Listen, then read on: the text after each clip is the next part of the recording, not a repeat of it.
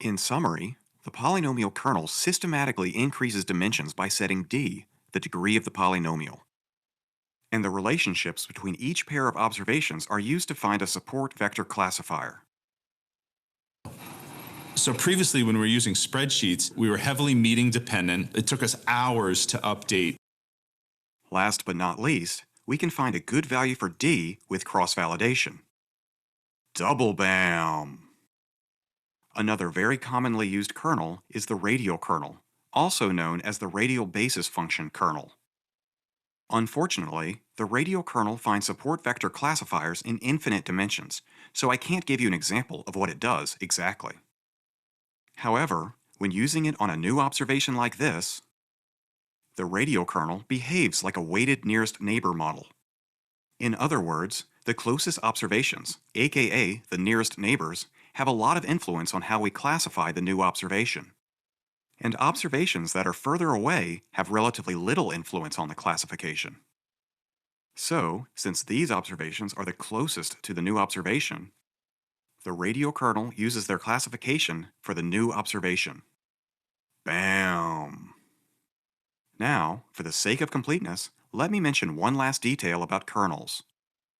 Although the examples I have given show the data being transformed from a relatively low dimension to a relatively high dimension, kernel functions only calculate the relationships between every pair of points as if they are in the higher dimensions.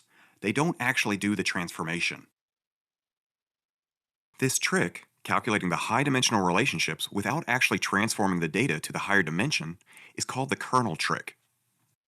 The kernel trick reduces the amount of computation required for support vector machines by avoiding the math that transforms the data from low to high dimensions.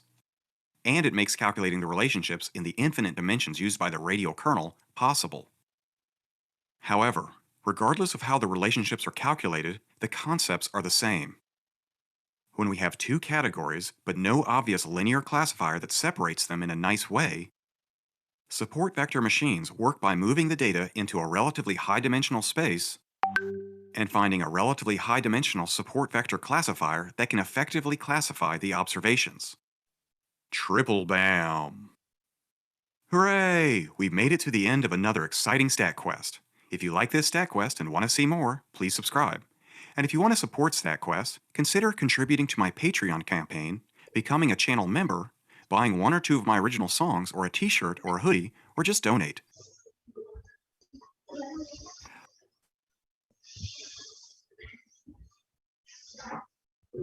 Oke, kita lanjut ke video yang kedua. Saya percepat saja ya.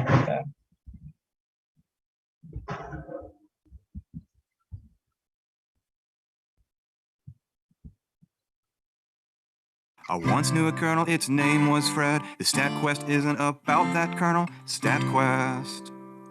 Hello, I'm Josh Starmer and welcome to StatQuest. Today we're going to talk about Support Vector Machines Part 2, the polynomial kernel. Specifically, we're going to talk about the polynomial kernel's parameters, and how the polynomial kernel calculates high-dimensional relationships. Note, this StatQuest assumes that you are already familiar with support vector machines. If not, check out the quest. The link is in the description below. In the StatQuest on support vector machines, we had a training dataset based on drug dosages measured in a bunch of patients. The red dots represented patients that were not cured, and the green dots represented patients that were cured. In other words, the drug doesn't work if the dosage is too small or too large. It only works when the dosage is just right. Because this training dataset had so much overlap, we were unable to find a satisfying support vector classifier to separate the patients that were cured from the patients that were not cured. However, when we gave each point a y-axis coordinate by squaring the original dosage measurements, we could draw a line that separated the two categories of patients.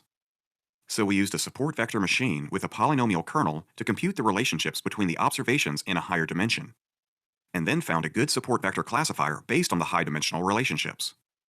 The polynomial kernel that I used looks like this. A and B refer to two different observations in the dataset. R determines the coefficient of the polynomial, and like I mentioned in the earlier StatQuest, D sets the degree of the polynomial. In my example, I set R equals 1/2 and D equals 2. Since we are squaring the term, we can expand it to be the product of two terms. Now we just do the multiplication, beep, beep, boop, beep, beep, boop, boop, and combine these two terms, And just because it will make things look better later, let's flip the order of these two terms. Finally, this polynomial is equal to this dot product. A dot product sounds fancy, but all it is the first terms multiplied together, plus the second terms multiplied together, plus the third terms multiplied together. The dot product gives us the high-dimensional coordinates for the data. The first terms are the x-axis coordinates, and the second terms are the y-axis coordinates. The third terms are z-axis coordinates. But since they are the same for both points, we can ignore them. Thus, we have x and y-axis coordinates for the data in the higher dimension. Bam! Alternatively, we could have set r equals 1 and d equals 2. Now when we do the math, we get this polynomial and this dot product. We can verify that the dot product is correct by multiplying each term together, and then add everything up, and the result should be equal to the polynomial. Using this dot product, the new x-axis coordinates are the square root of 2 times the original dosage values. So we move the points on the x-axis over by a factor of the square root of 2. The new y-axis coordinates are the same as before, the original dosage values squared. And just like before, we can ignore the z-axis coordinate since it is a constant value. Now, just like before, we can use the high-dimensional relationships to find a support vector classifier. Double bam! Now brace yourself, things are about to get a little crazy. Going back to the polynomial kernel with r equals 1/2 and d equals 2, it turns out that all we need to do to calculate the high-dimensional relationships is calculate the dot products between each pair of points. And since this kernel is equal to this dot product, all we need to do is plug values into the kernel to get the high-dimensional relationships. For example, if we wanted to know the high-dimensional relationships between these two observations, then we plug the dosages into the kernel, do the math, and 16,002.25 is one of the two-dimensional relationships that we need to solve for the support vector classifier, even though we didn't actually transform the data to 2 dimensions. Triple bam! Unfortunately, why we only need to compute the dot product is out of the scope of this StatQuest. Wah wah. To review, the polynomial kernel computes relationships between pairs of observations. A and B refer to the two observations that we want to calculate the high-dimensional relationships for, R determines the polynomial's coefficient, and D determines the degree of the polynomial. Note, R and D are determined using cross-validation. Once we decide on values for R and D, we just plug in the observations and do the math to get the high-dimensional relationships. Hooray! We've made it to the end of another exciting StatQuest. If you like this StatQuest and want to see more, please subscribe. And if you want to support StatQuest, consider contributing to my Patreon campaign, becoming a channel member.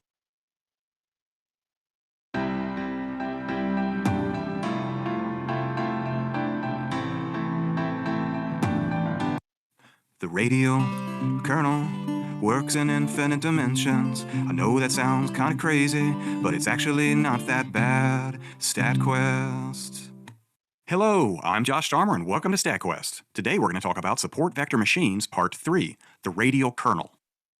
Specifically, we're going to talk about the radial kernel's parameters, how the radial kernel calculates high-dimensional relationships, and then show you how the radial kernel works in infinite dimensions. Note, this StatQuest assumes that you are already familiar with support vector machines and the polynomial kernel. If not, check out the quests. The links are in the description below. In the StatQuest on support vector machines, we had a training dataset based on drug dosages measured in a bunch of patients. The red dots represented patients that were not cured, and the green dots represented patients that were cured. In other words, the drug doesn't work if the dosage is too small or too large. It only works when the dosage is just right. Because this training dataset had so much overlap, we were unable to find a satisfying support vector classifier to separate the patients that were cured from the patients that were not cured. One way to deal with overlapping data is to use a support vector machine with a radial kernel, aka the radial basis function, RBF. Because the radial kernel finds support vector classifiers in infinite dimensions, it's not possible to visualize what it does. However, when using it on a new observation like this, the radial kernel behaves like a weighted nearest neighbor model. In other words, the closest observations, aka the nearest neighbors, have a lot of influence on how we classify the new observation. And the observations that are further away have relatively little influence on the classification. So, since these observations are the closest to the new observation, the radial kernel uses their classification for the new observation.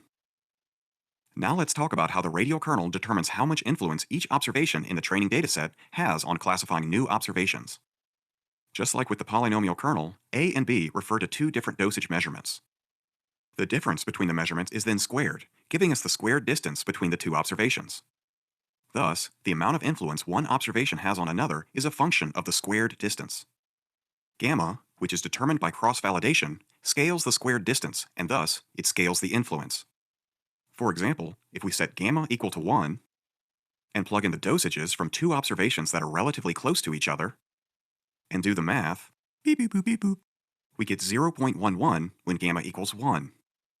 So let's put 0.11 here. Now let's set gamma equal to 2, and plug in the same two dosages as before, and do the math, beep beep boop. When gamma equals 2, we get 0.01, which is less than when gamma equals 1. So we see that by scaling the distance, gamma scales the amount of influence 2 points have on each other. Small bam. Now let's set gamma equal to 1 again, and determine how much influence two observations have when they are relatively far from each other. So we plug in the two dosages, do the math, and when the points are relatively far from each other, we get a number very close to 0. Thus, the further two observations are from each other, the less influence they have on each other. Note, just like with the polynomial kernel, when we plug values into the radial kernel, we get the high-dimensional relationship. Thus, 0.11 is the high-dimensional relationship between these two observations that are relatively close to each other, and a number very close to 0 is the high-dimensional relationship between these two observations that are relatively far from each other. Medium bam! Now, before we move on, I want to simplify the training dataset to just two observations, and use the polynomial kernel to give us intuition into how the radial kernel works in infinite dimensions. When r equals 0, the polynomial kernel simplifies to a single term, and that gives us a dot product with a single coordinate. When d equals 2, we get a squared times b squared, which is equal to the dot product of a squared and b squared. Since this dot product only has one coordinate, the new coordinate is just the square of the original measurement on the original axis. For example, if we plug these two dosages into the kernel, we get this dot product, and that means the new xs coordinate for this point is 2.5 squared, which equals 6.25, and the new x-axis coordinate for this point is 4 squared, which equals 16. In other words, when r equals 0 and d equals 2, all the polynomial kernel does is shift the data down the original axis. When r equals 0 and d equals 3, we still only have one coordinate in the dot product, and we shift the data down the x-axis further because now we are cubing each value.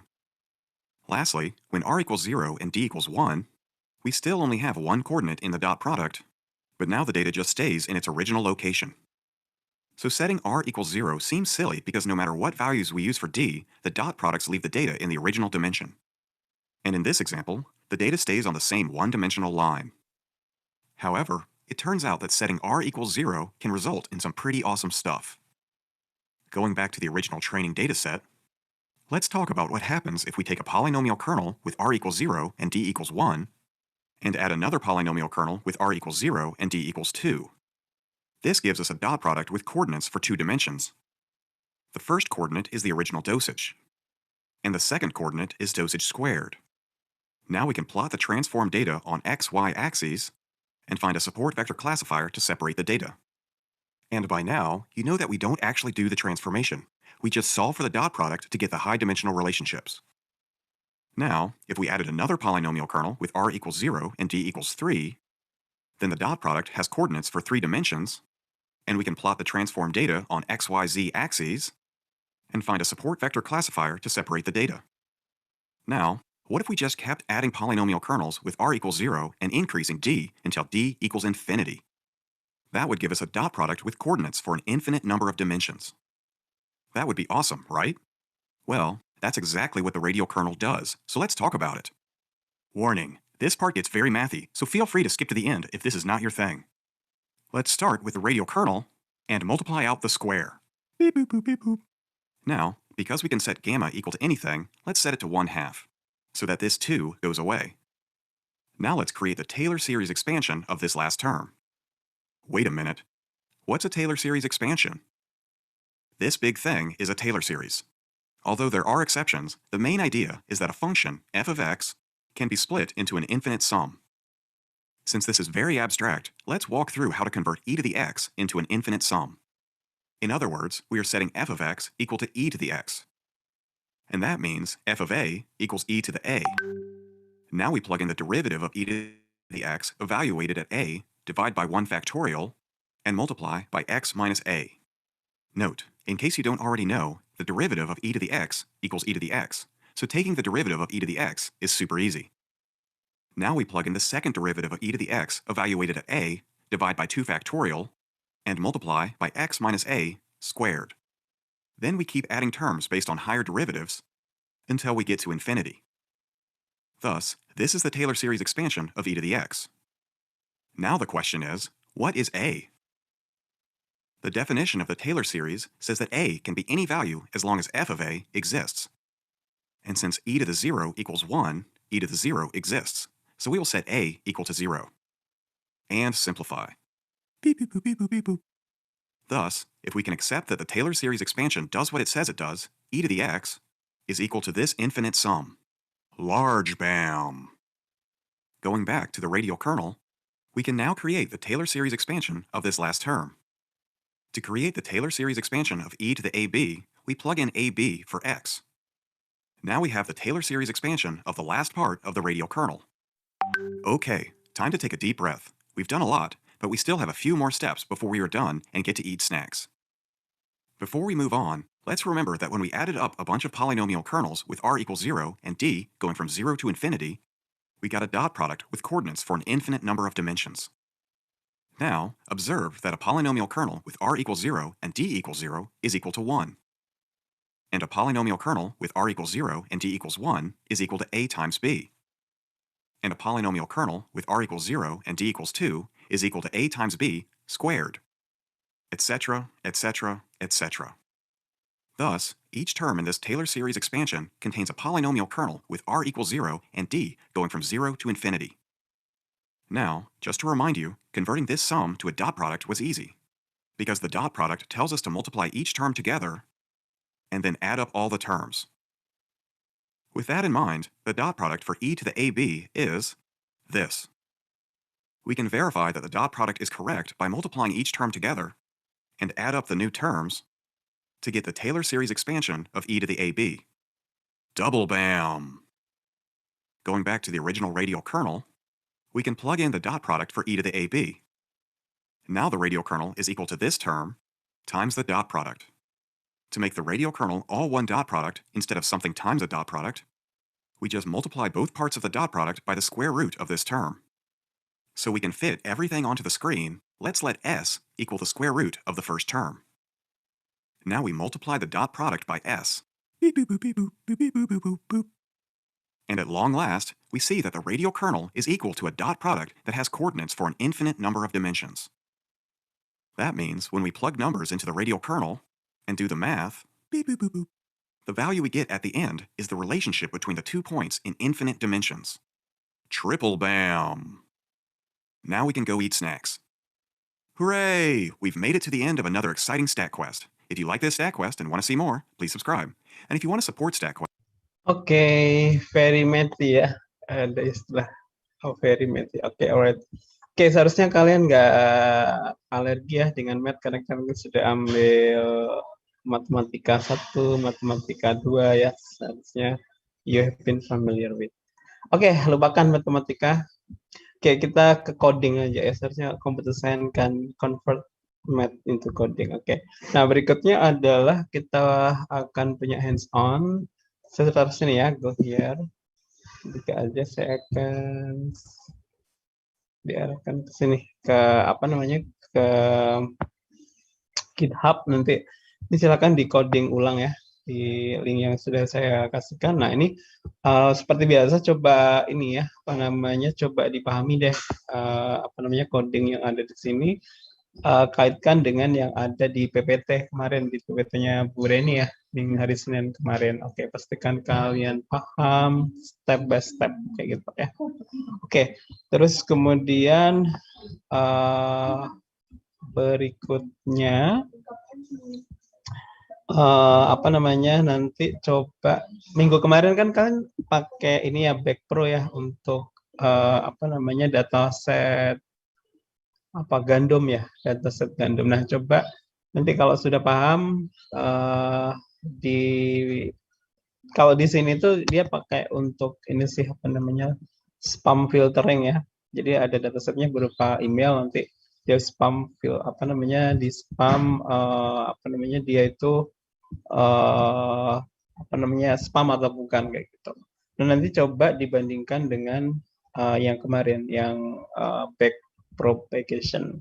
Jadi datasetnya jadi dua. Kemarin yang apa spam filtering ini coba diterapkan di yang apa namanya yang back propagation kemarin bisa enggak gitu, dan hasilnya apakah lebih bagus apa enggak gitu. Dan sebaliknya yang kemarin dataset gandum itu diselesaikan pakai SPM bisa enggak kayak gitu. Terus kemudian apakah performanya lebih bagus apa enggak. Oke, itu aja ya untuk hari ini. Saya masukkan ke breakout room. Ada pertanyaan mungkin? Oke, nanti jadi di code ulang aja di sini step by step sambil kalau bisa dikasih keterangan ya, kasih sub aja. Jadi step-stepnya itu ngapain sih? Nah, itu akan membantu kalian untuk memahami lebih bagus ya, kayak gitu. Oke, ada pertanyaan? Tidak ada sepertinya. Oke, baik, saya masukkan ke breakout room and do it. Nanti kita diskusi belakangan ya. Oke, alright. Oke, nanti jam 9 kita kembali ke menit.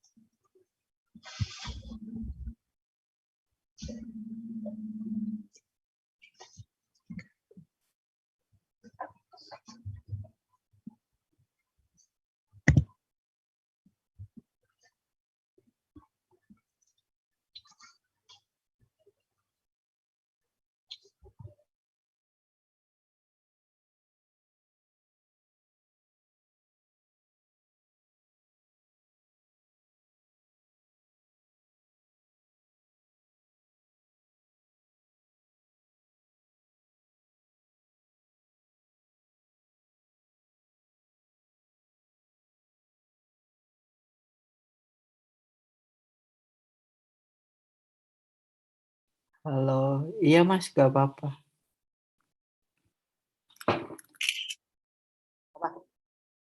Apa? Oh ya udah.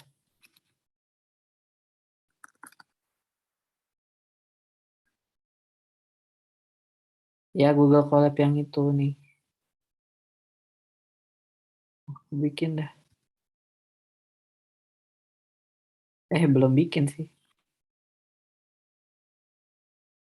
Ya dia yang bikin berarti yang copy.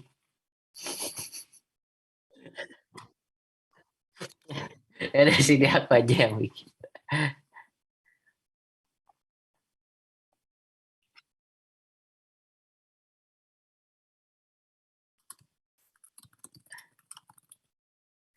Ngecit lah.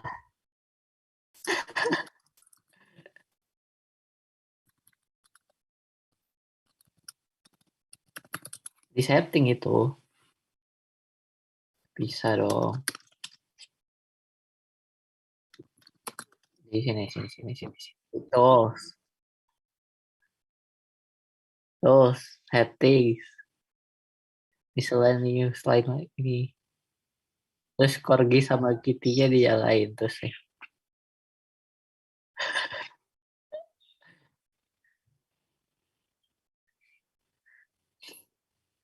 Creating a copy. Oke. Tutup aja.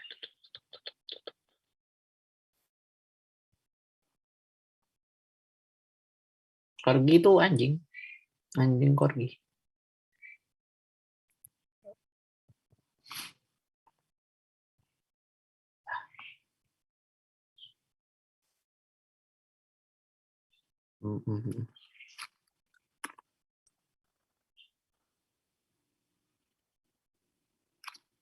Iya, itunya suruh copy sendiri Mas dari yang ini.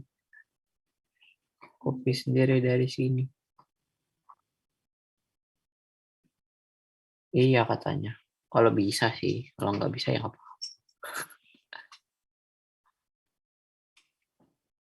Enggak, ini iya jam 9 tadi balik.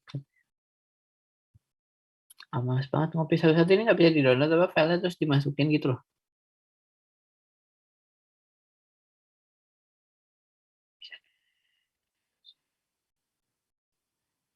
Ini apa tadi?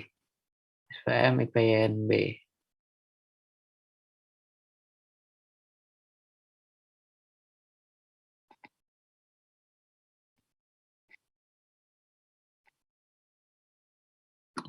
Gini aja.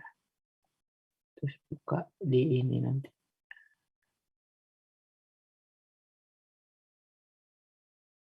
Terus nanti yang atasnya itu di copy. Udah. Oh, nggak ada. Ayo, astagfirullah. Oh, ini ada deh. Udah aku download. Open. Gimana caranya open file? Oh, gini. Upload notebook. Nah, terus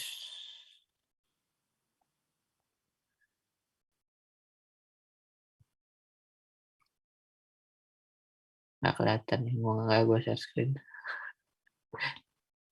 Darah. Tinggal ganti atasnya. Mana ya tadi yang lama kok hilang sih? Kenapa sih gini? Buka lagi.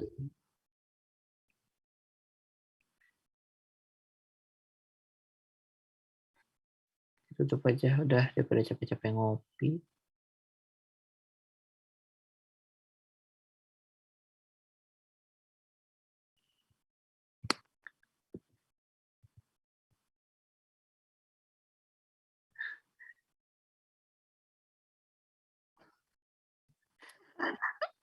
Yang di web kemarin emang ini soalnya di web. Ini kebetulan bapaknya ngasihnya GitHub. Jadi ada ininya apa? Ayo.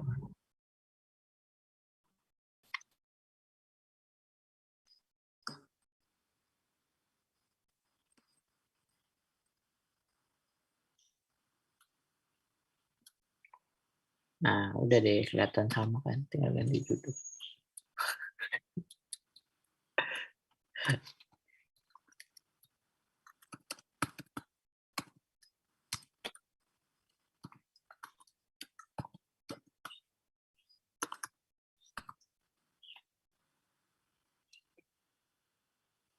Oh iya aja, maaf. Share. Oke. Anyone can edit. Pilih chat.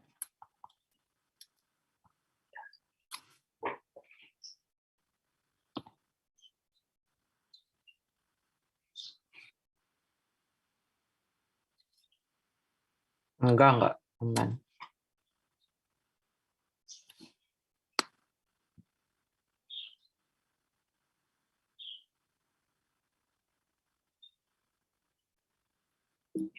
Doh.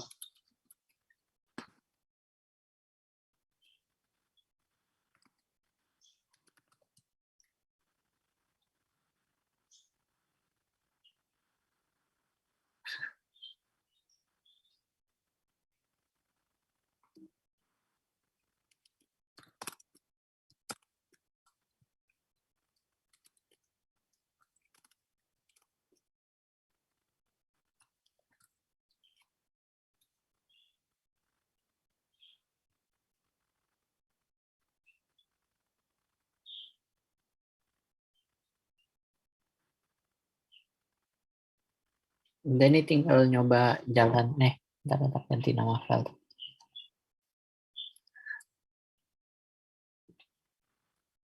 Ganti nama file.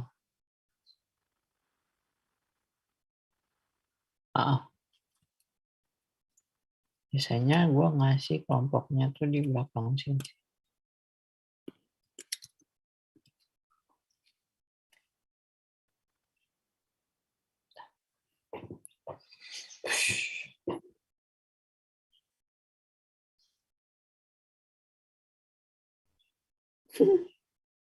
Oh iya datasetnya udah di download sini nanti.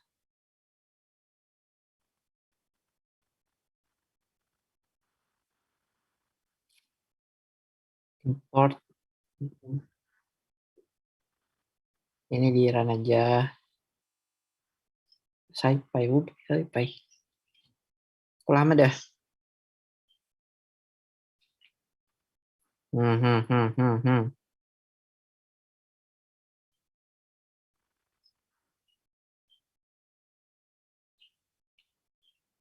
Oh ini, ya udah masukin dulu berarti.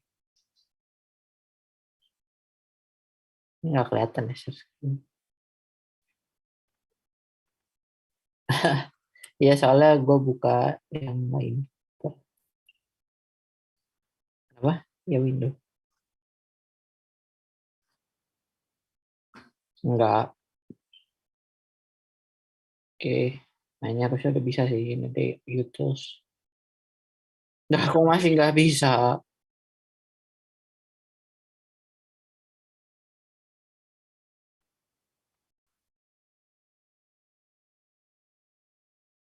Oh apa yang SPMP-nya juga perlu dimasukin berarti. Nah nih. Dah.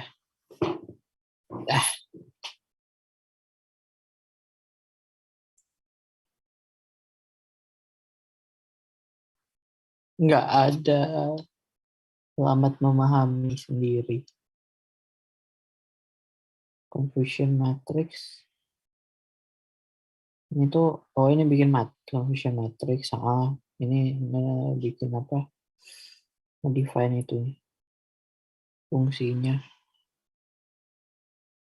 Ya ini biasa ya. True, positif, false, negatif, true, negatif.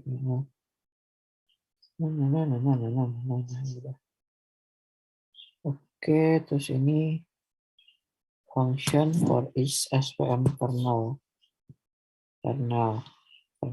gitu.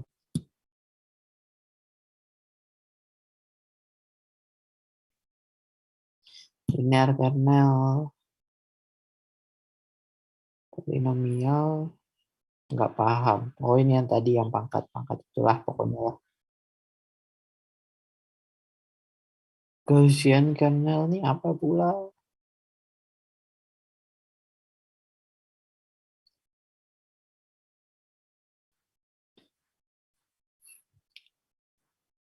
Tadi di video emang ada.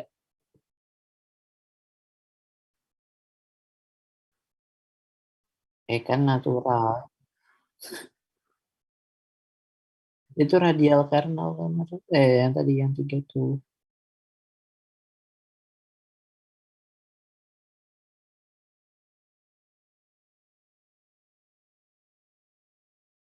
Paham dari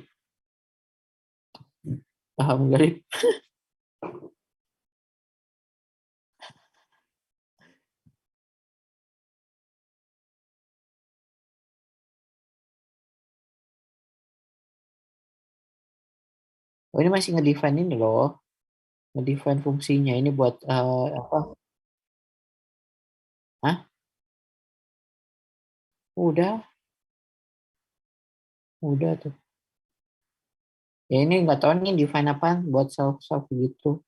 Terus habis itu ini yang buat nggak tahu.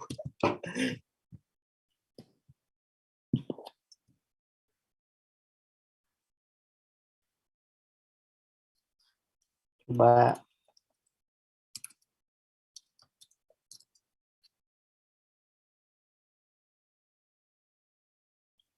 called by built-in function and there's a reverse code to compute the string representation of an object. Iya mas, gak apa-apa mas. String representation of an object. Nggak paham. Tahu lah pokoknya ini buat representation kayaknya sirap itu. Sepertinya begitu. Terus ini bagi yang trend set sama apa tes itu kayaknya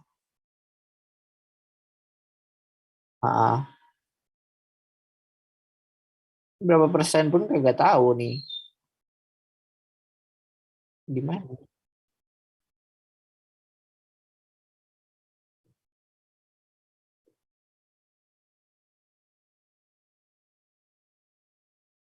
Udah ya Allah.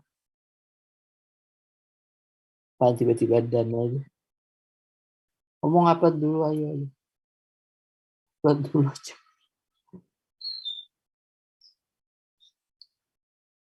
Takut lupa.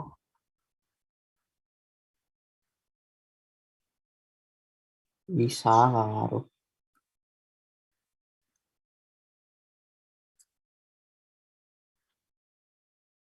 Enggak, telat berarti lu lip.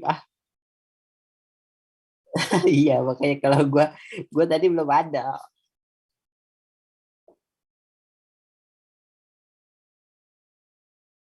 Oh,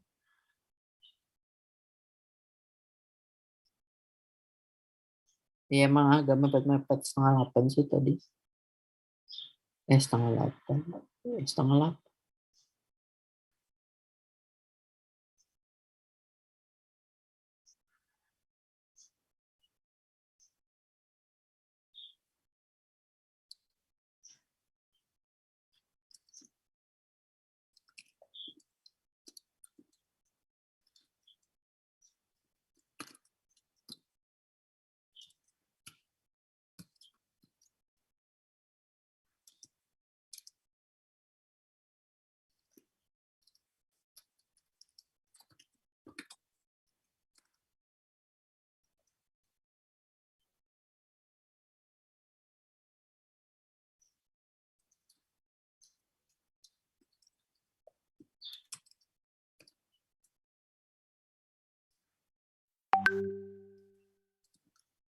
Mm-mm.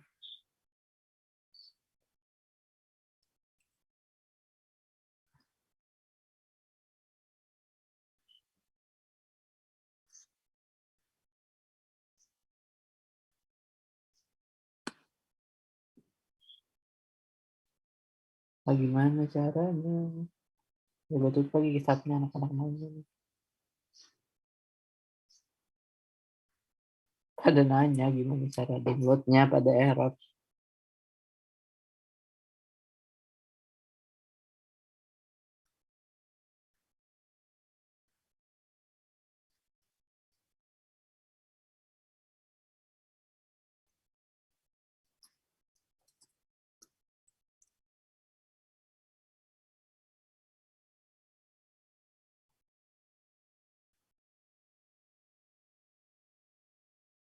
Oke, yang ini.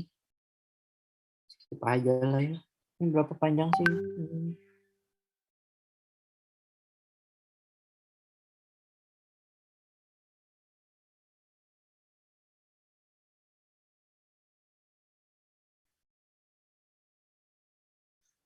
Lah, tiba-tiba udah masuk. Enggak, ini habis ini udah tinggal kelar, tinggal masukin ini.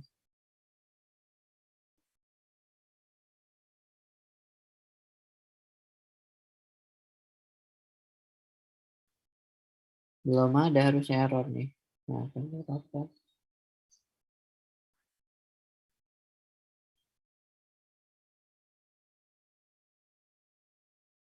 Nih data. Gua upload data set ke sini bisa nggak? Oh bisa.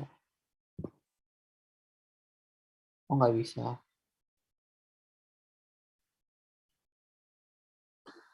Oh nggak usah lama kalau dikasih tahu Farel gua. Kasih tahu Farel itu pakai aja sebelah kiri kelar. Cepet.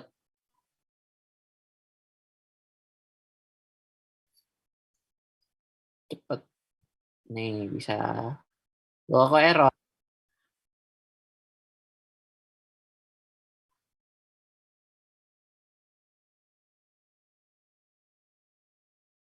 Nih coba.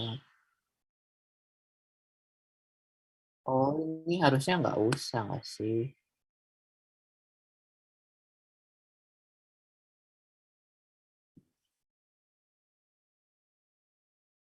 Ini nggak usah nggak sih?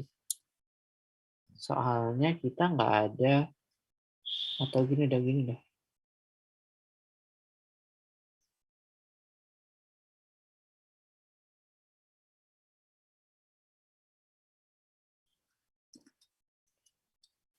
Aduh. Nah, ini sama ini.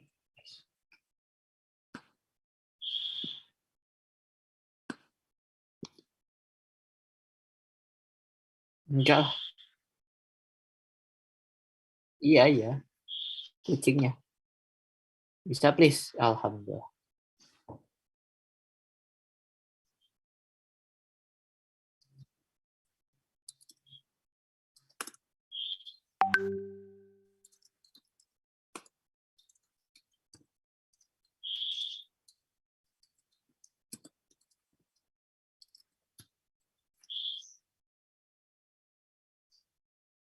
NP double train dot get x. Hahaha. Iya aja dah. Terus train dot shape-nya train shape 1.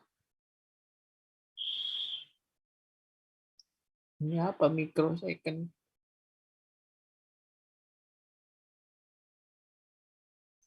Ngapain?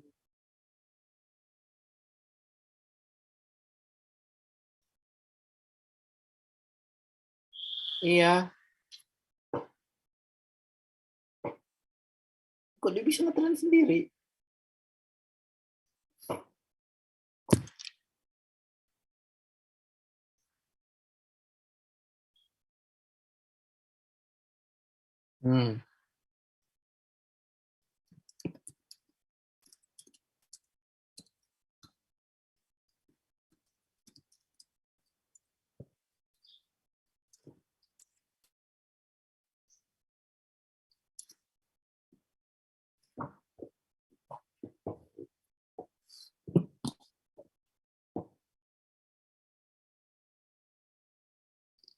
Kenapa anjingnya nggak Halloween?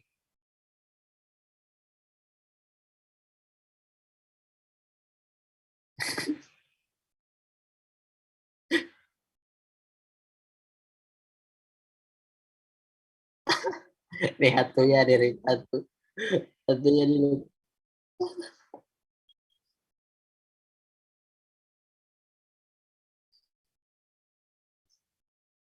Bang, lihat.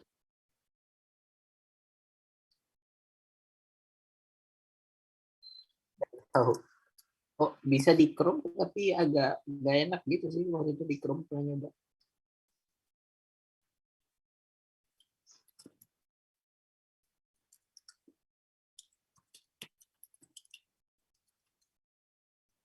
Nah, udah.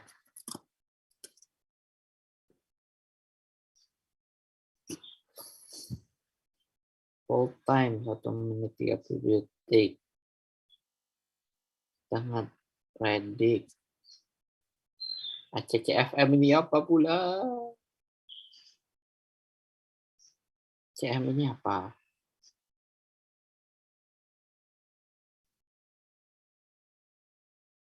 Terus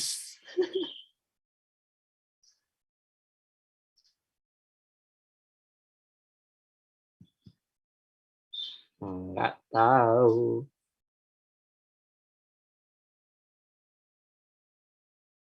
Ini datasetnya kayak mana pun gue penasaran sebenarnya sih. Coba mau lihat. Ya.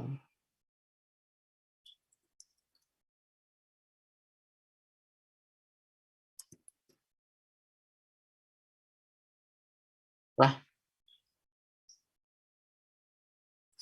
Gini.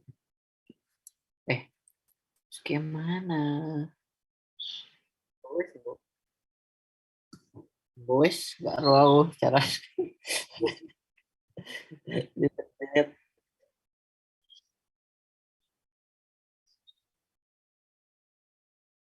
Ya, predicted sama dengan modal SPM predict.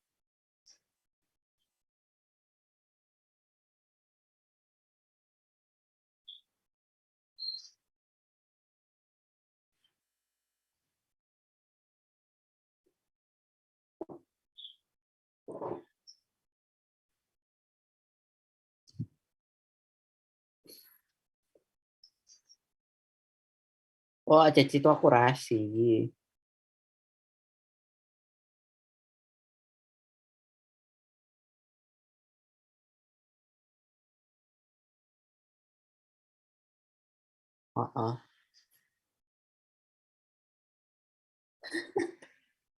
Embo. Tapi hasilnya kayak gini. Kagak meter.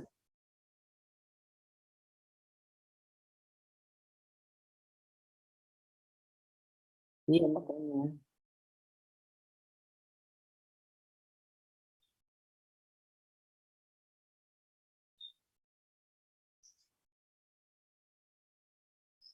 Tadi katanya 2 yang dimasukin ya. Apa gimana sih? Gue nggak paham tadi.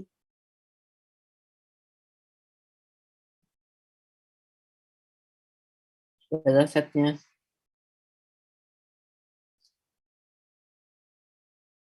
Bukan. Yang apa namanya? Gandum-gandum itu loh. Jadi Bapak yang ngomong apa sih?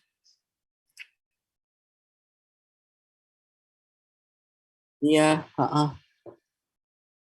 itu dimasukin juga apa gimana?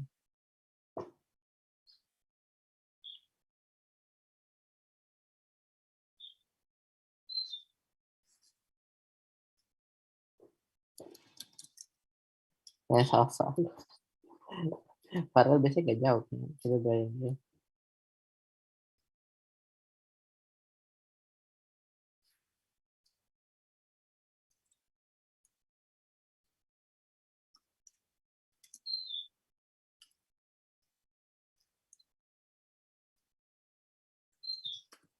Kan Brian gak jawab kan?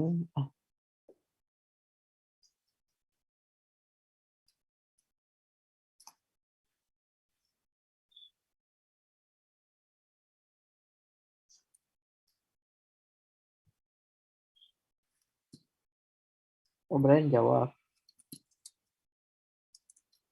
Yang itu.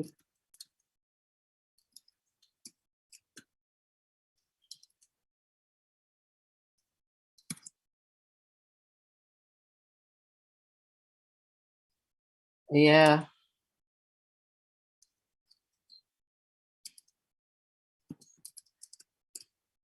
Yang gue tambahin deh. Yuk.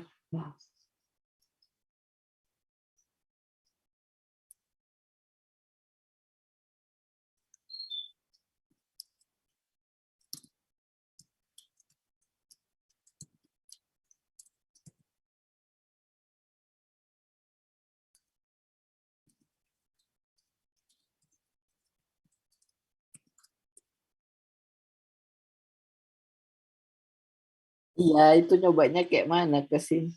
Itu gak ada yang dengar sih. Gue dengernya.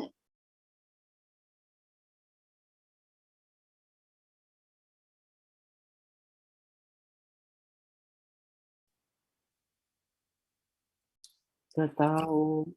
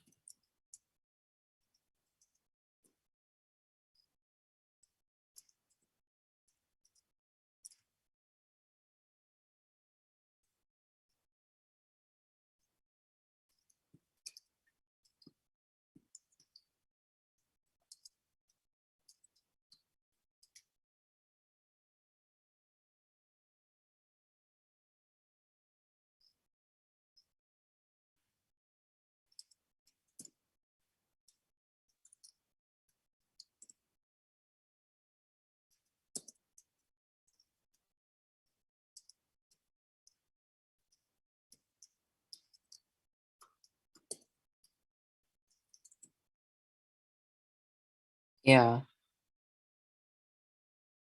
aduh, pertanyaan dua, terus dia ngapain ngedefine confusion matrix kalau ujung-ujungnya pakai scikit-learn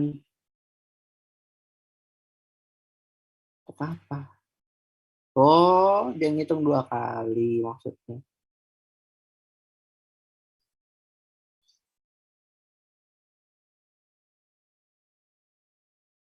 Oh, gitu. Ini dia ngitung define. Dia nggak percaya scikit-learn, jadi dia ngitung 2.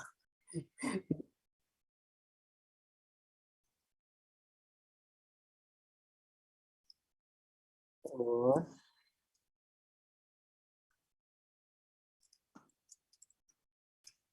iya di refresh dulu.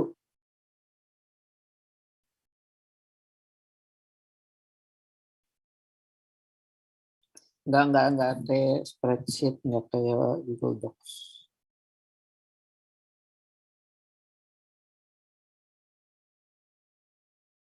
Ada kan ininya?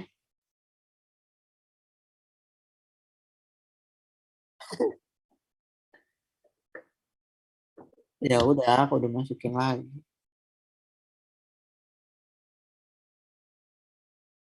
Aku udah masukin lagi berarti.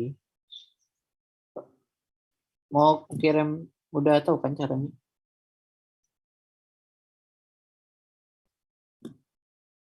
Hah?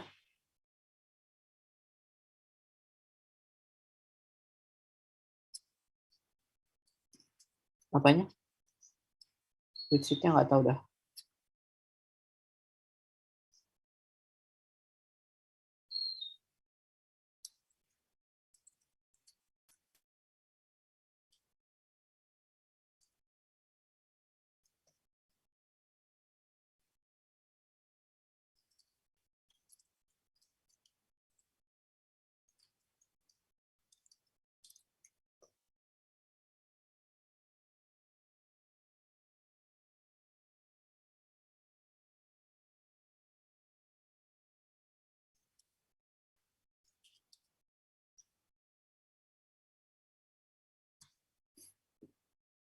Cara masukin widget gimana? Apaan mari kicap? Jadi gue mau ngapain? Iya. Oh, di bawah.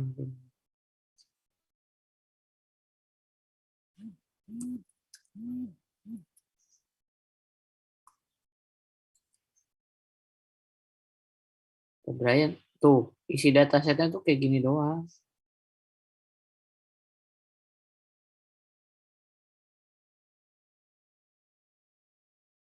Paham?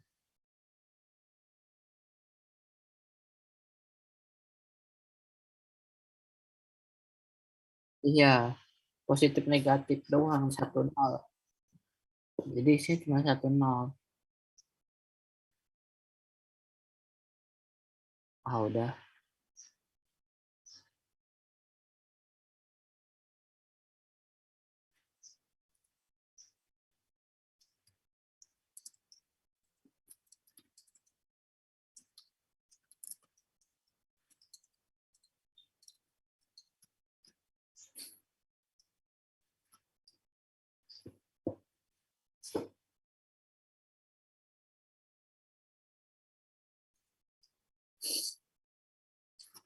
Ya udah dah, disuruh Brian belajar ini dulu rumusnya pakai apa.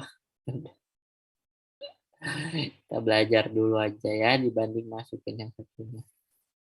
Aku tertunjuk nanti.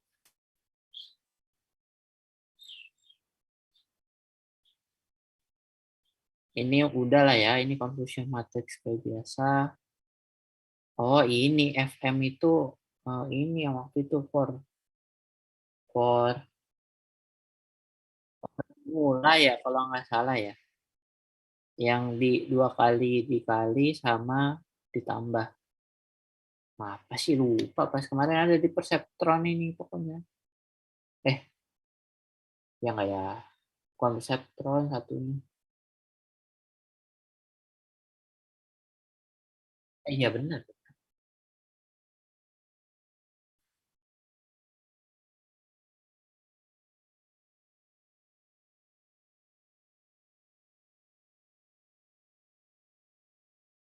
Sensitivity sama ini. Satunya apa udah gak inget. Satunya specificity. Iya, merasa.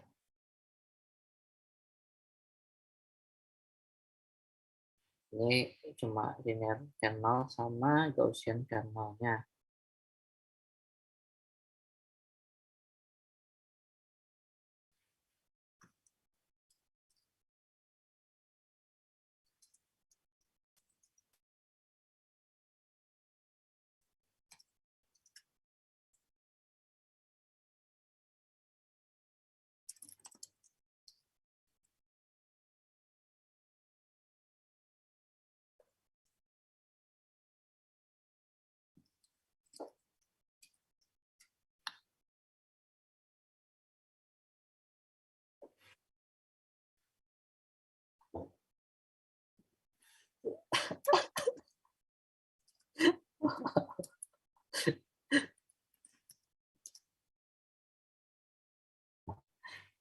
Ini kalau linear kernel, gue nggak tahu ini apa.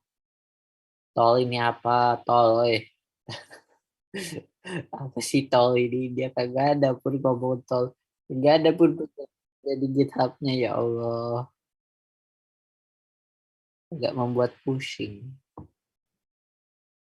Oh iya, bisa. Tuh kan, mau dijalan.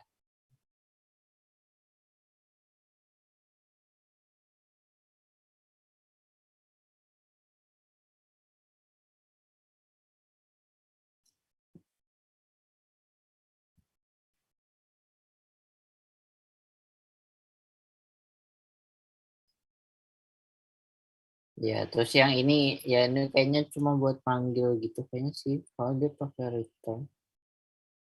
Nah, terus ini yang train.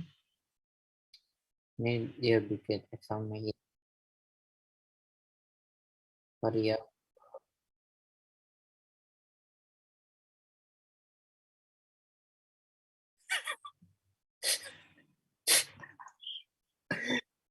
Ini sih kemarin waktu perseptron ya. Yang apa bukan apa ANN ini? ANN nggak sih kalau min 1, 0, 1? Enggak. 0 sama 1. Bos.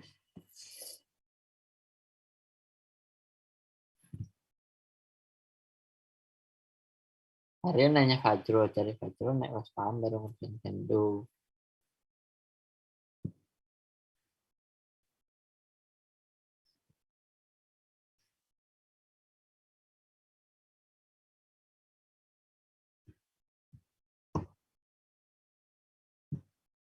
Jangan malu-maluin.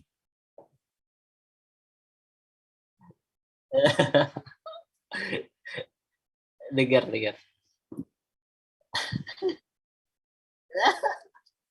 Enggak orang teman.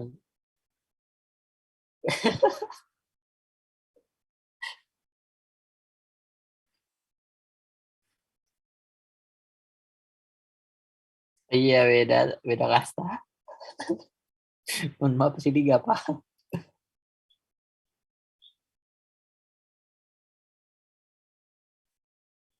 Apa?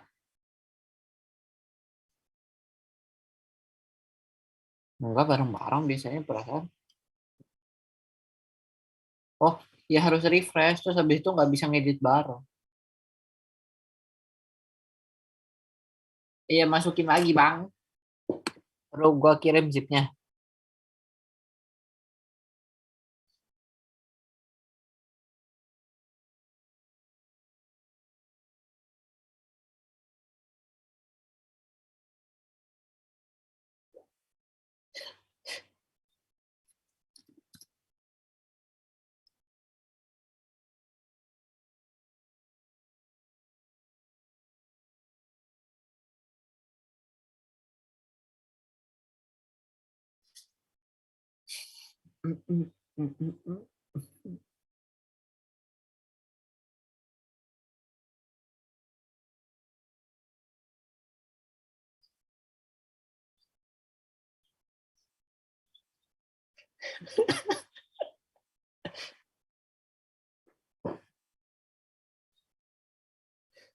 823.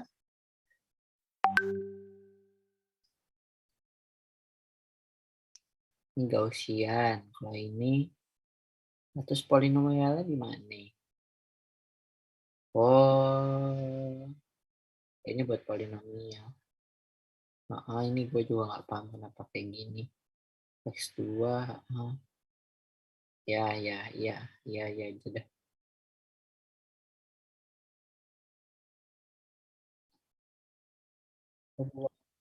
Ini apa sih ya Allah?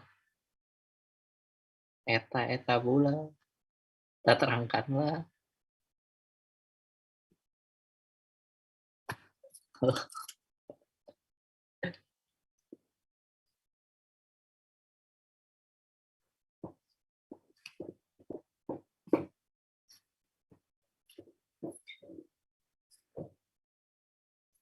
Liatin kucing lewat aja lah ini.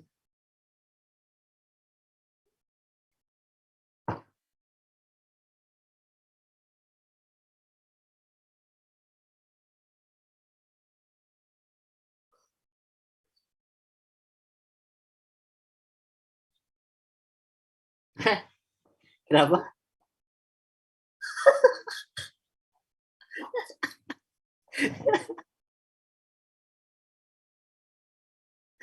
Lebat gue udah patah-patah.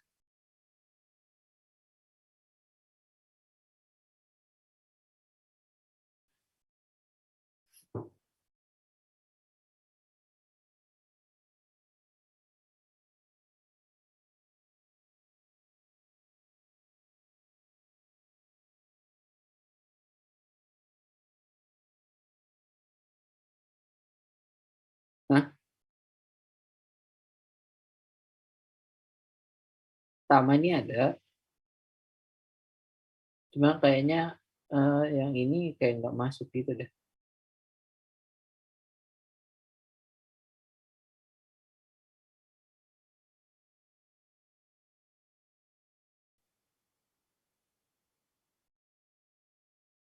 Ya bikin new folder, klik kanan new folder.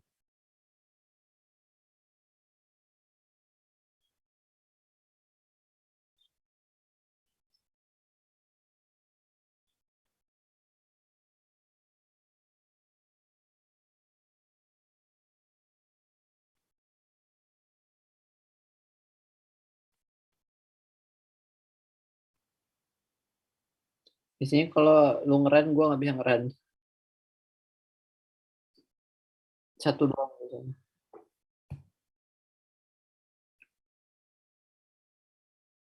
Karena, berarti dia nganggep gua yang pelit.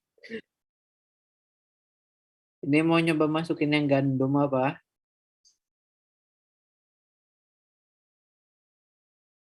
Kayak mana ya caranya ya?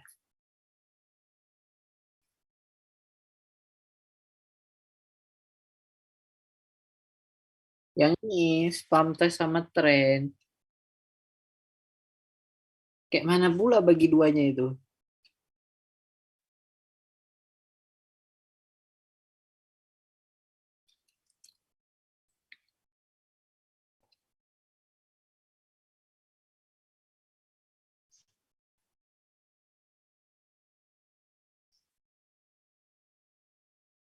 Iya. Enggak satu deh.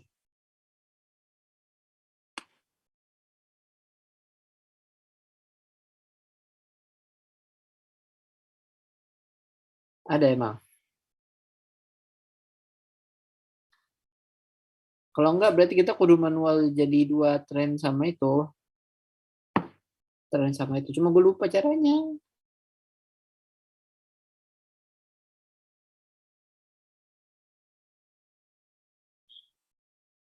Ini auto close jam 9 enggak BR-nya? Ada tulisan berapa menit lagi nggak di ujung kanan atas?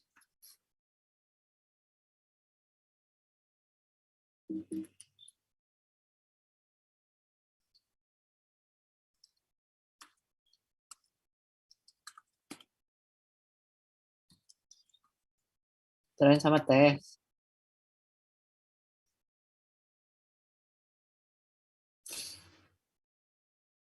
Pakai siketron. Pakai siketron ada nggak? Ada kan? Nah, ya.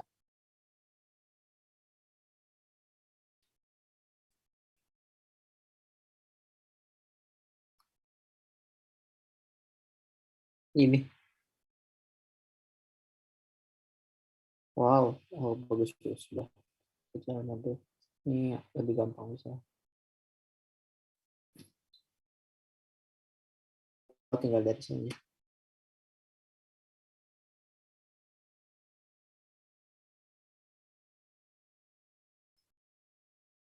Yang ini nggak usah kan? Hah?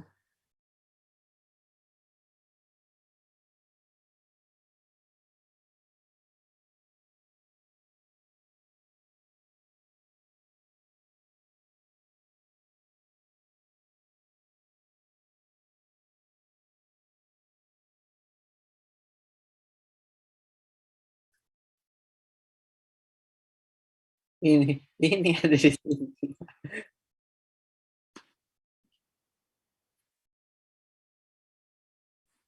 Kayak mana pola X ini apa gitu apa? Emang dia bisa tahu ya?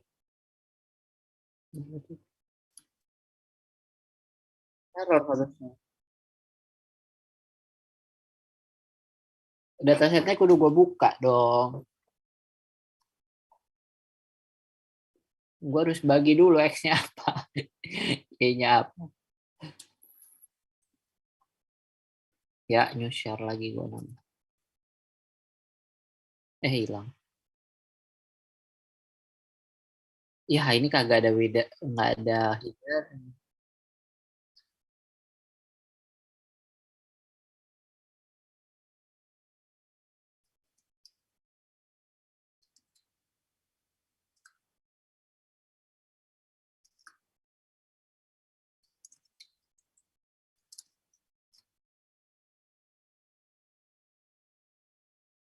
Kagak tahu. Oh iya tadi katanya suruh kayak ini nih apa kasih komen-komen. Nggak usah lah. Lu mau? Nggak usah. Udah nih di sini aja ya. Nih yang ini yang gue paham nih. Membandingkan fungsi yang dibuat dengan fungsi library yang iya. Nah, jadi yang ini tuh makanya di bawahnya pakai fungsi inilah.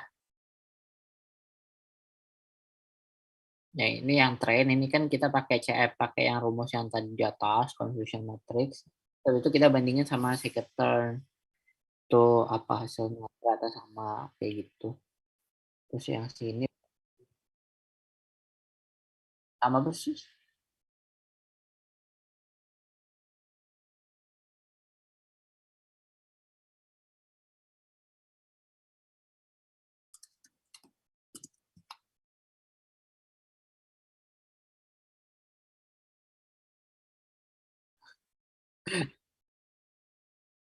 Ya nggak apa-apa, nggak apa-apa.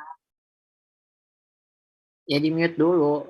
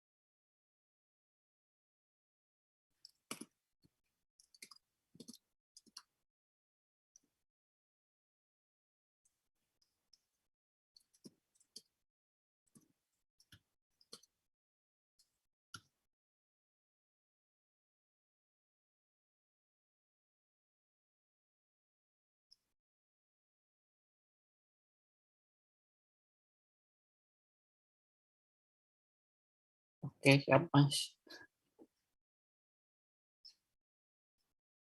Ah,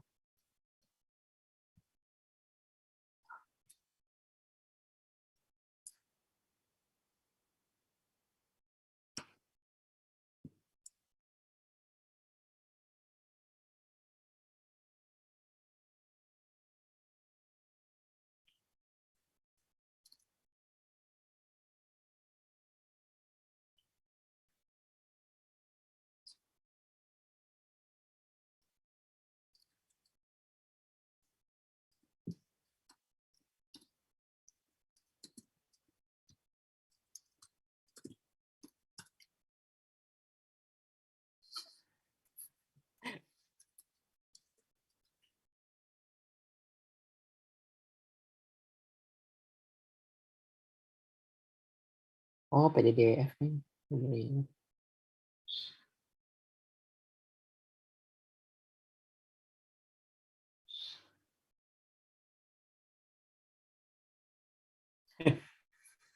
Tadi udah gua yain. DF sama dengan PD data frame. Gua aja nggak tahu caranya masukin.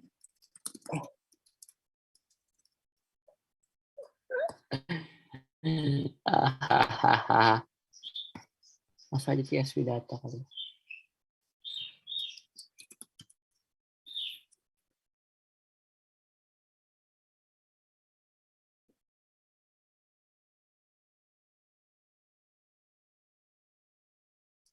Not this one.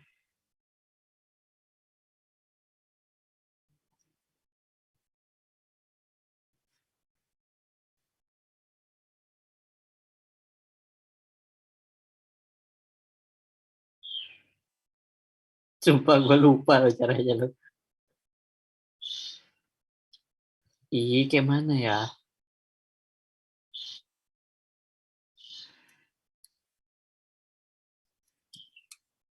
Gini gak sih?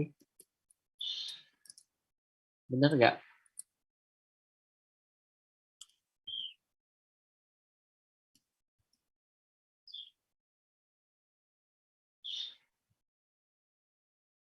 Ya Allah, kok error.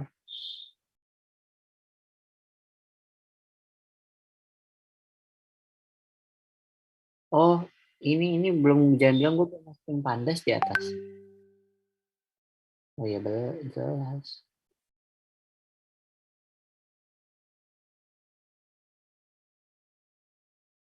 Ini belum masukin pandas. Iya sih panda.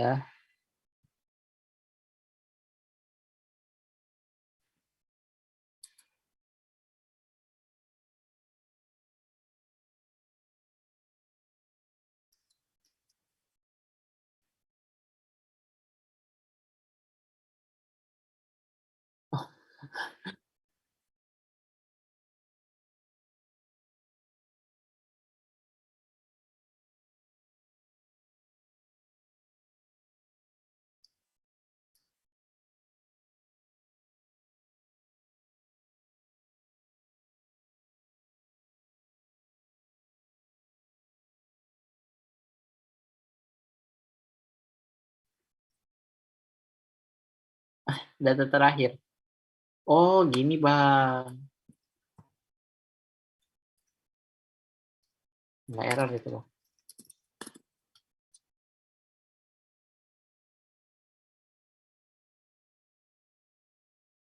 Hah?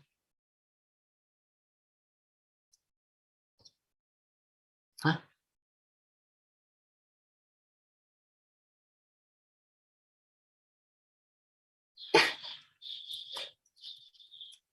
Aduh, gak bisa. Udah gak error awalnya.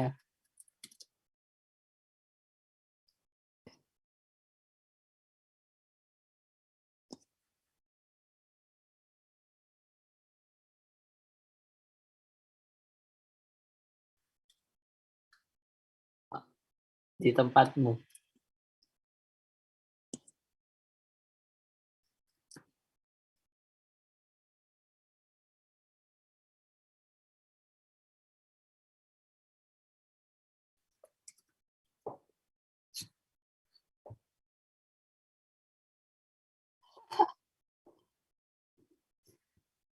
Ini sisa ini loh kemarin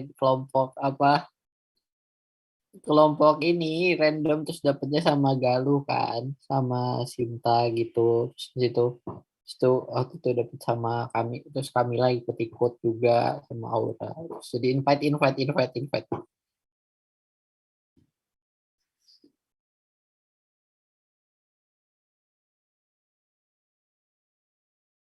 Apa? Iya, Aura. Makanya gue invite di situ, kasihan banget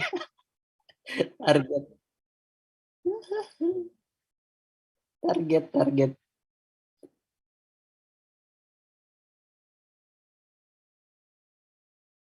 Ini kenapa ya?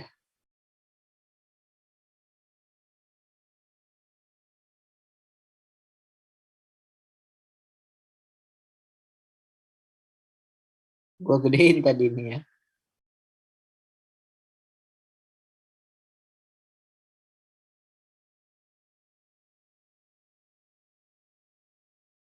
Kenapa di blok pop up-nya?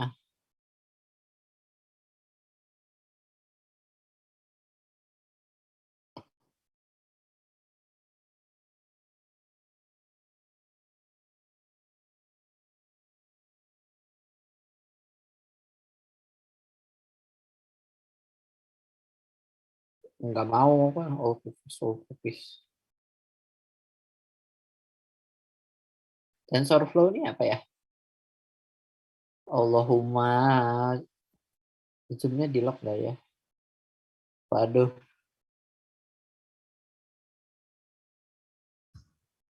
nggak ada waiting room kok tadi pagi.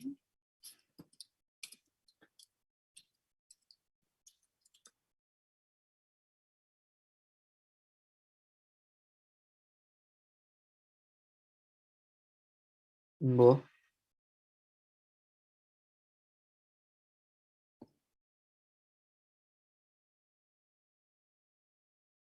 waduh.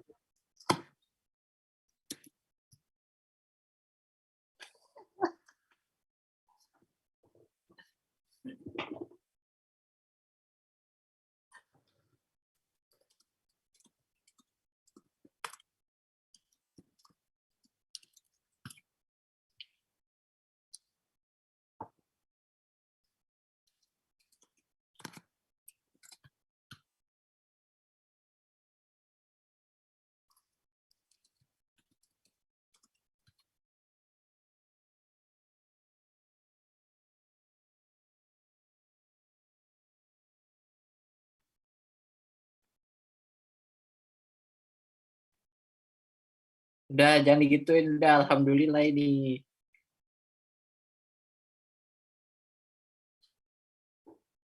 Gak mau. Marahin. Enggak, nggak mau, Pak. Enak aja gitu.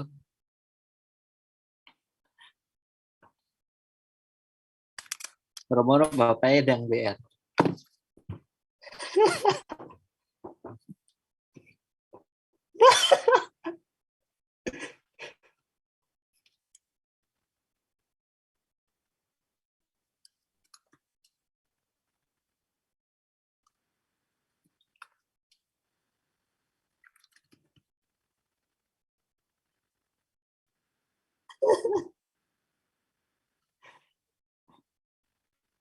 Iya.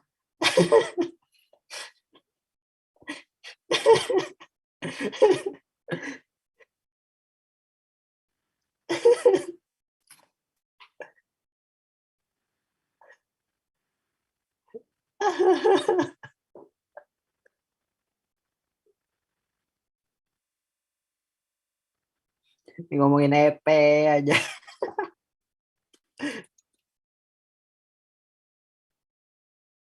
Enggak.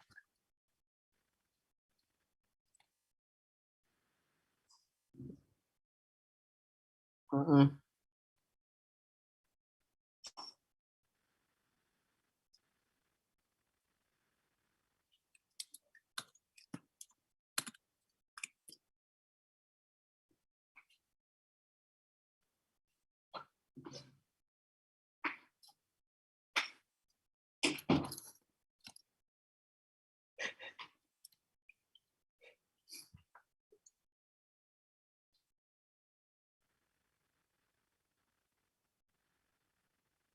Udah jadi lagi.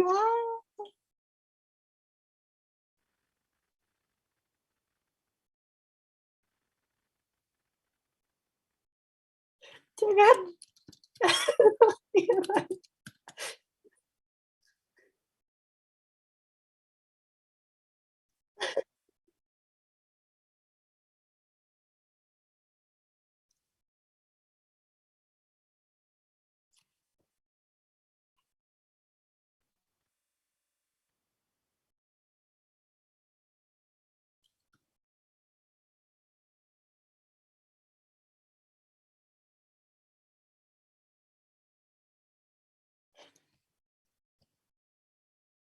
Iya,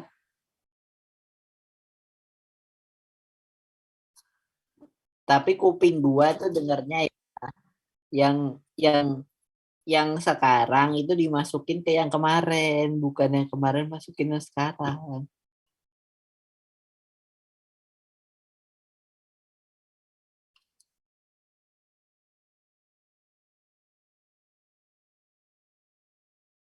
Iya, masukin ke yang minggu lalu itu.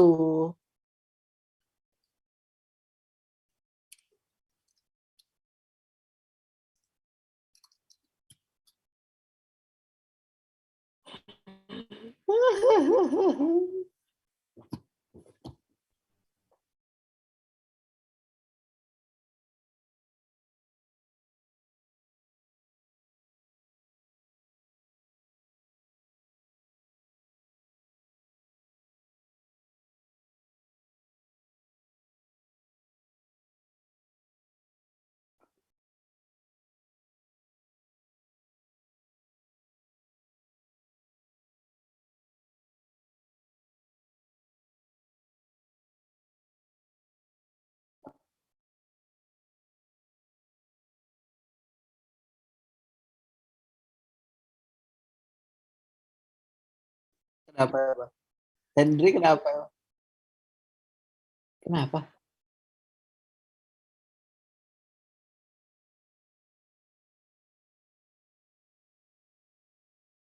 Hah?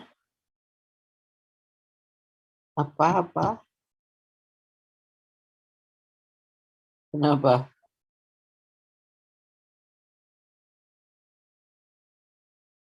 Udah biarin aja dia jadi formatur. Dia kerjain sendiri itu tadi walau.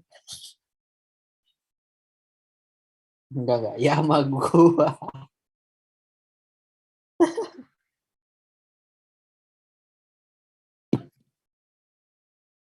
Kagak sih, dia aja meributkan sendiri. Orang gampang kok dibikin susah.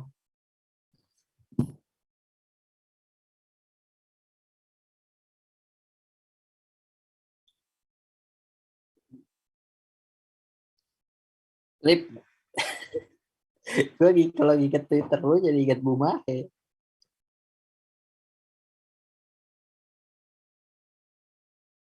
Ya kan mesti Bumahe.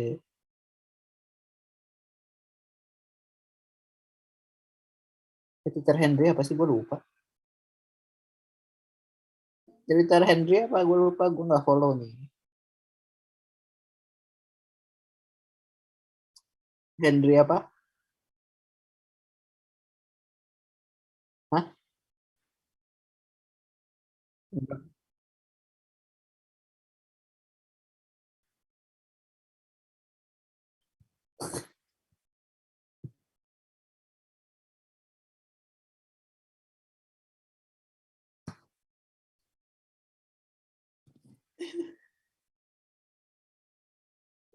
Belum, semester ini dong.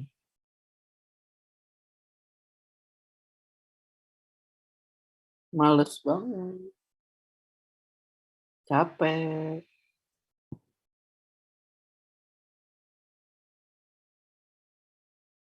Yang apa? Kenapa? Enggak lah, gue Mac diem aja. Ngeliatin orang main. Udah, itu doang. Gak jelas.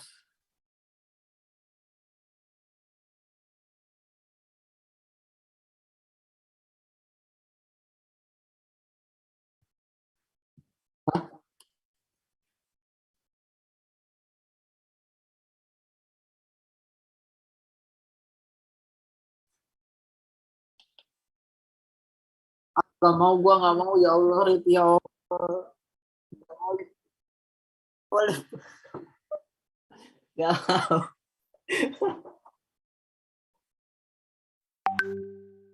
Gak mau. Katanya yang turun ada yang buat bikin Zoom.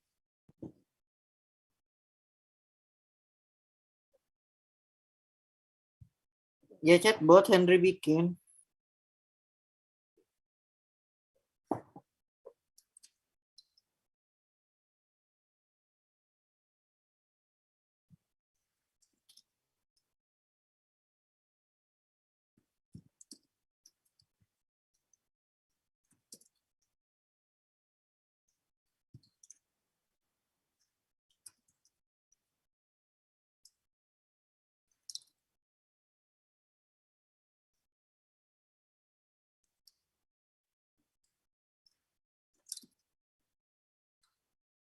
Nyamuk dikasih obat nyamuk kok malah mati ya, bukannya dikasih obat. Kenapa dia mati? Karena itu obatnya berbahaya. Ini Kalau obat dia nyamuk dikasihnya kenapa? antibiotik. Obat nyamuknya kalau mati. Gak ada kenapa. Dia kok dia nggak punya Nah, kan? uang. Dia tidak.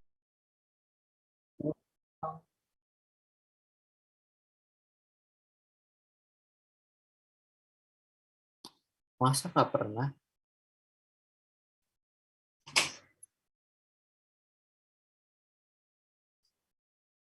Oh,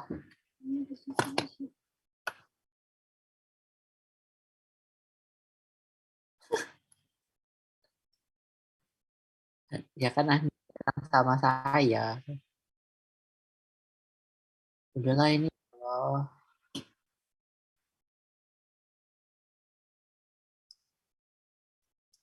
yuk dicukupkan.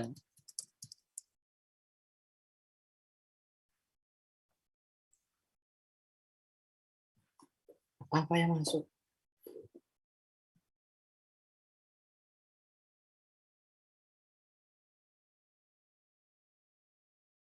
Mana? Tidak bekerja. Oh, dia tadi nggak tahu. Ente jangan zalim sama nyamuk. Biar dia terbang ke sana kemari mencari alamat. Kak, kenapa nyamuk di.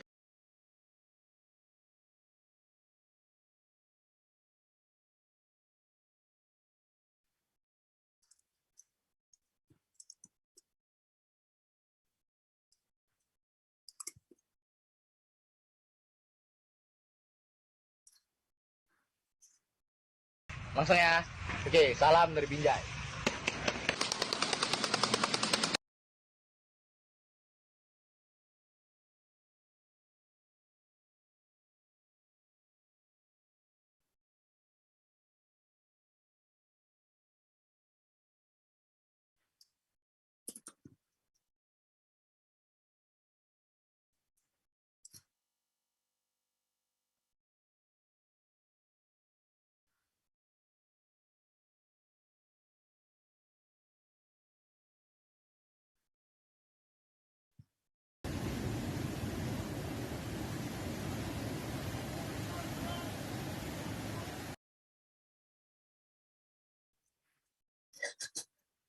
Tapi itu mundur.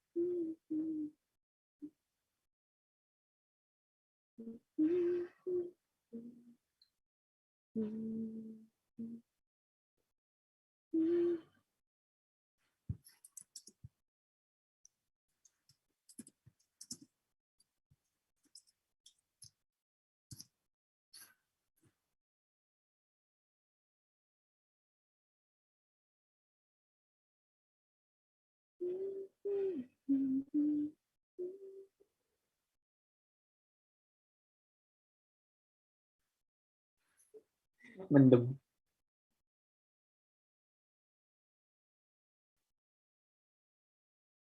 Wah, hujan deh tadi saya.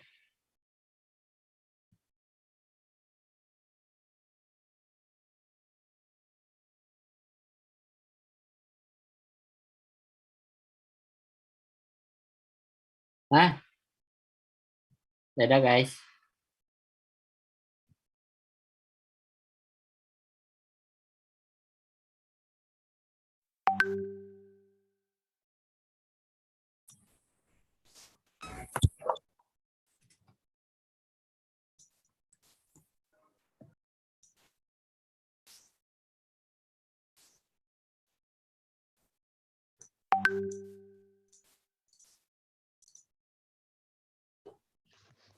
Oke, baik. Gimana? Udah selesai?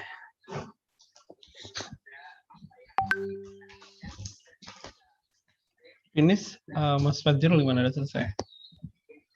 Masih bingung Pak yang Yang apa? dataset yang wheat, Dataset yang apa? Maaf. yang gandum Pak, yang dari Oh, yang Pertemuan. gandum. Ya. Oke. Oke. Bingung gimana maksudnya? Memahami datasetnya. Tinggal masukkan aja kan? Ini Pak, kan yang satu itu kalau nggak salah bentuknya itu, ini kalau sepemahaman kami tadi Pak ya, itu yang apa, yang spam email itu bentuknya itu udah array gitu Pak. Sedangkan yang ini tuh masih kayak masih data frame gitu. Ya itu Yang apa? yang with itu masih apa ya? Kayak kami itu perlu split dulu gitu. Men-split gimana maksudnya? Ya, jadi kalau misalnya yang apa namanya yang spam email itu udah ada dataset file test sama file train gitu Pak. Terpisah Oh. sudah. Oh ya tinggal Kemudian, di-split aja 82. ya, kemudian kalau yang apa jadi kan perlu split dulu. Habis itu yang gandum itu apa labelnya itu 1 sama 0 Pak. Yang apa? Yang Labelnya. gandum Pak. Yang gandum kenapa? 1 and 0 gitu. 1 sama 0 labelnya. Iya. Yang satunya bukan yang sama, yang spam filternya kan juga sama, 0 sama 1. 1 spam, 0 bukan. Oh, sebentar Pak. Saya kebalik Pak. Nanti saya cek lagi. Jadi yang filter itu 1 sama 0 Pak. Kan dia selalu 0 kan. Maksudnya kan kayak dia tuh ngecek apakah spam atau tidak kan. Ya. Nah, sedangkan yang with itu 1, 2, 3 Pak klasifikasinya Pak. Kelasnya 3. Ya, jadi itu agak beda gitu. Binary classifier, nah makanya coba aja. Ini kan kalau SVM untuk lebih dari binary bisa nggak? Gitu loh. Jadi coba. Iya, itu. Ya, makanya nanti diuji coba. Itu kan ada 3 fungsi kernel kan ya. Linear, terus kemudian Gaussian atau RBF ya. Oke, terus sama polinomial. Dicoba aja 3-3-nya. Apakah kalau pakai dari 3 fungsi itu mana yang bisa untuk 3 kelas? Sudah dicoba belum? Belum ya? Belum Mbak, masih error tadi. Oke, masih error di mana? Baca datanya. Lebih banyak waktu waktu nge-splitnya saya masih error. Oh, splitnya. Tinggal diambil data berapa persen. Itu kan satu data yang sama kan sebenarnya. Ya udah tinggal dibaca, trainingnya diambil row sekian sampai row sekian. Jumlahnya berapa? Tinggal 80. Misalkan lengthnya berapa sih? Itu misalkan 100. Ya udah diambil 80%-nya aja gitu loh. Nggak perlu ngapa-ngapain tuh, nggak perlu dipisah jadi 2 file, ya nggak perlu, tinggal diambil aja yang sama kan nggak apa-apa kayak gitu. Nggak harus dipisah jadi 2 file. Tinggal dibaca aja, cuman dibaca misalkan baris pertama sampai 80. Misalkan kalau datanya 100 ya logikanya kan ya untuk training dibaca row 1 sampai 80. Kalau untuk testing antara data 81 sampai 100. Begitu aja. Oke, nggak apa-apa. Jadi masih problem di situ ya. Oke. Ya, Pak. Ya udah nggak apa-apa, nanti dibuat take home aja, dilanjutkan ya. Kita discuss minggu depan. Oke. Ada lagi pertanyaan mungkin? Kalau yang spam filter itu datanya memang besar banget ya. Itu karena gini, karena itu kan vektor ya, vektor keyword gitu. Vektor keyword. Jadi kolomnya banyak banget. Kenapa? Karena kata-katanya kan banyak banget, keyword kan banyak. Kata-kata kan banyak ya keyword. Nah, setiap email tadi itu ada kata tersebut apa enggak, sehingga itu kolomnya panjang banget, ribuan kayak gitu. Seharusnya datanya memang lebih berat sih, karena bentuknya vektor kata ya, word vector. Apakah misalkan dalam email itu tidak dari judulnya doang ya, judulnya itu apakah ada kayak dictionary lah, katakan kayak kamus kata. Nah, tiap judul email dimapkan tadi ada kata tersebut apa enggak. Jadi 1 berarti ada kata tersebut, 0 enggak ada. So kolomnya panjang banget, ribuan ya. Kayak 4.000 sekian kayak gitu. Itu yang data ini. Yang spam filter itu pakai MATLAB ya kan, kalau mau buka itu pakai MATLAB aja. MATLAB kan ada yang online. Kalian nanti login pakai emailnya ITS. Pakai emailnya ITS, nanti otomatis dapat license-nya. Karena setahu saya ITS sudah punya license. Nanti bisa di-convert dari MATLAB ke CSV juga nggak apa-apa, nggak salah. Gitu ya, nanti biar bisa diakses. Nanti sebaliknya ya, yang kemarin itu, yang ini yang spam filtering, coba nanti diselesaikan pakai back propagation yang kemarin. Does it work or not? Gitu ya, itu untuk take home eksperimen. Oke, kalau tidak ada pertanyaan lagi, saya cukupkan untuk hari ini. Oke, semangat belajar ya. Oke. Assalamualaikum warahmatullahi wabarakatuh. Oh ya, silakan Mary.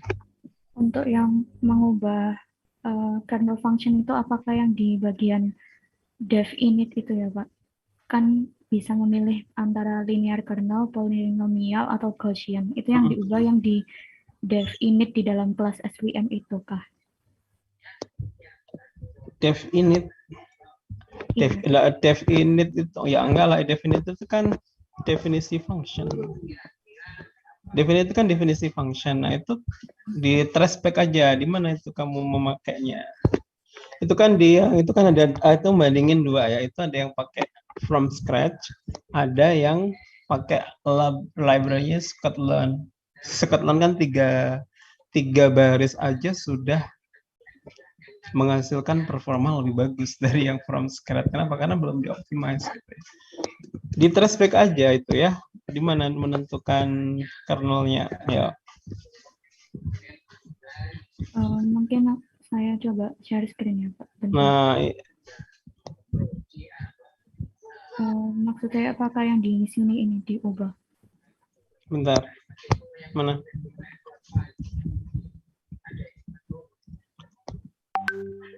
Kenapa?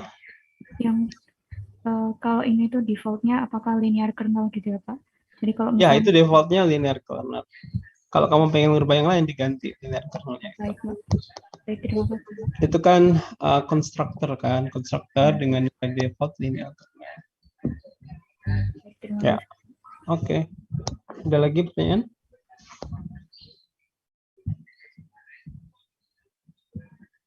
Ada ya? Oke, baik, good. Kalau tidak ada saya akhiri. Assalamualaikum warahmatullahi wabarakatuh. Waalaikumsalam warahmatullahi wabarakatuh.